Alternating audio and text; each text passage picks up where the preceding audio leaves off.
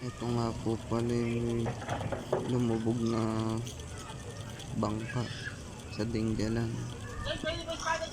Yan po yan. Yan siya. Buti ligtas na yung mga nakasakay dyan. Naputol daw yung tarik. Yan siya. Ang laking bangka. Kaya lahat ng mga bangka ngayon inaahon na kasi may bagyo raw na parating na naman.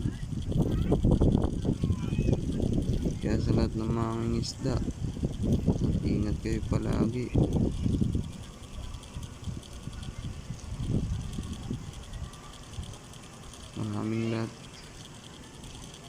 Maraming salamat sa lahat ng nanonood at sa patuloy na sumusuporta. Thank you.